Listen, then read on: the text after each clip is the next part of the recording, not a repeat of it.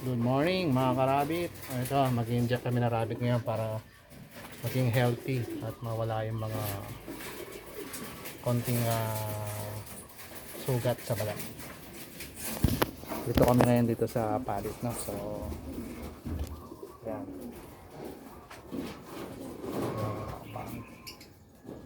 Yung namin ang ivermectin, no? 0.3 cc o ivermectin ang ini-inject natin sa ating rabbit.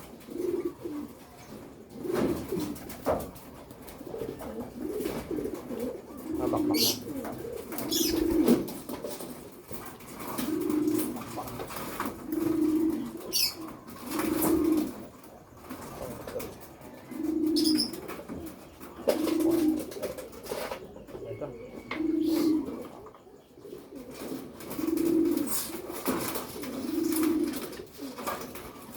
Pinamakay natin eh.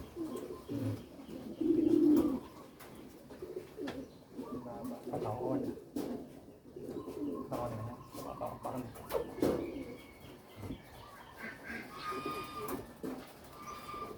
So yun. Ivermectin po ang tinutusok natin sa ating mga rabbit na may mga konting mga sugat o mga nangangatig sa balat. So ito na yung pangalawang linggo ng nakaraan, pinantikan natin, no? Dapat tuloy-tuloy lang natin para tuluyan ng gumaling ating mga ito po yung pangalawa. Okay. Ito, makasal ito. Ayun naman yan.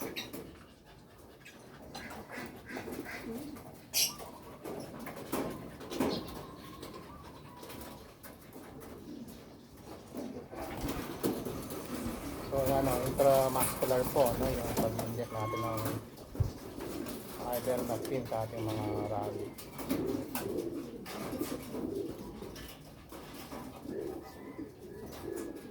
Nakarang linggo, injectan namin sila. Ngayon pangalawang linggo.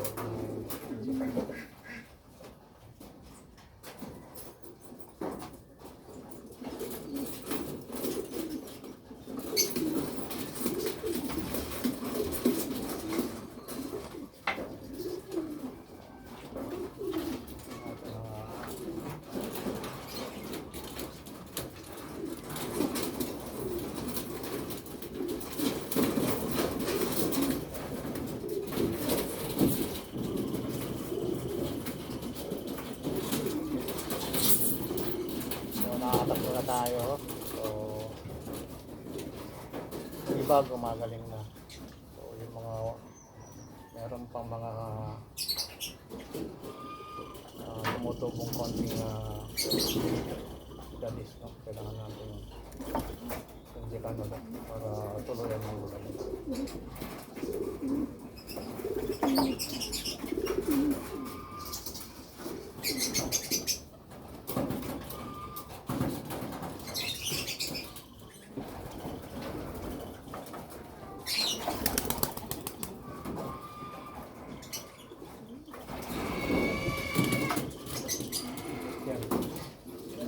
Kinukuha ni Kuya Alex ng ating mga rabbit. So, galing ako sa basketball, kaya pero kailangan ma-injikan ng ating mga rabbit. Kaya pala nang yun eh.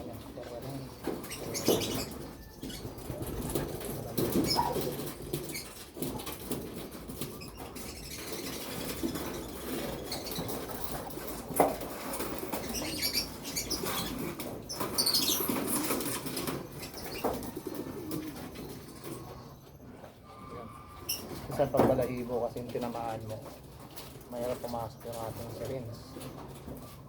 So kaya sabi natin konti yung balahibo para maipasok natin yung karayom, no? Yung needle.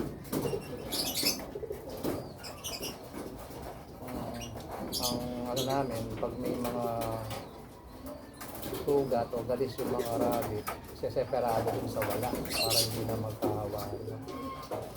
Hanggang pa magtatanong kasi kakawa. Ito yung isa sa mga pet type na brown na nalagaran din ng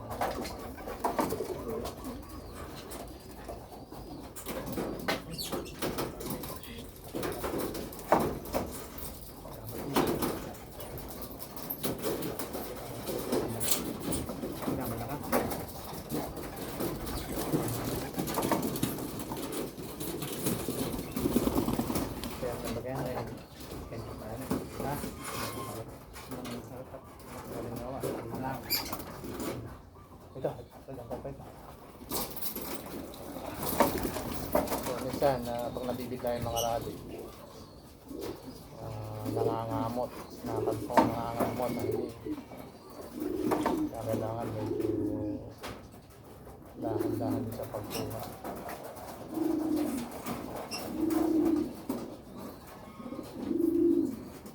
So ito, next track ko pa rin, no? Na 0.1 to 0.3, depende sa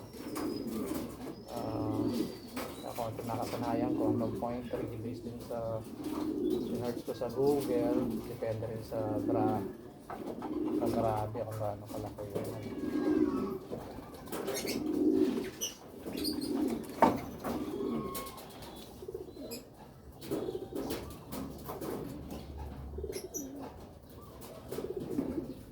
Minsan may ivermectin na powder na inahalo sa pagkain, pero minsan hindi siya ganun ka-effective. Unlike nitong injectables, mas mabilis ang tumalab, no? Dun sa mga mayroong galis, no? O sugat, no? Kaya minsan nakukuha yan dahil sa panahon din, based on my observation. Tapos yung pagkain nila dapat yung hindi ganong sobrang linamnam, no? Dapat pinapakain natin yung rabbit food talaga, no? Kamukha ng Checkers, no? Checkers ang ginagamit ko, hindi yung Integra 2,000 o ang big bag. Siya nakakasulat ko. Kaya minsan din namin na-advise. Pwede yung Checkers brand for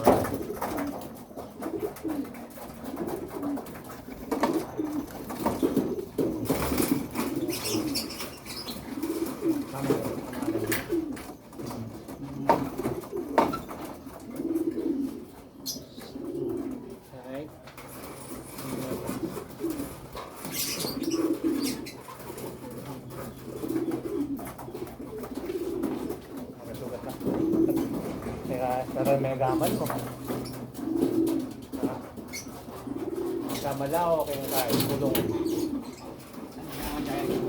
Ha? Yung kukulat. Yung kukulat. Ay kaya po. Ay kaya nga. Ano lang nga ito.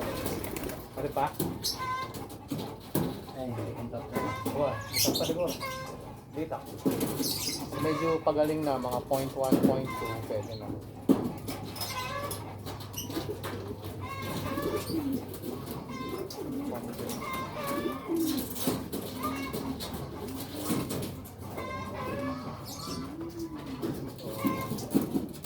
Konti na lang, ha?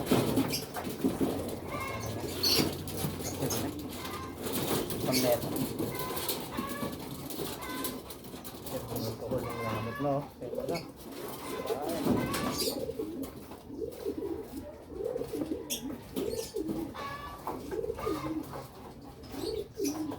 No? So, minsan hindi maiwasan pag kinukuha yung mga rabbit, makakalimot ka talaga.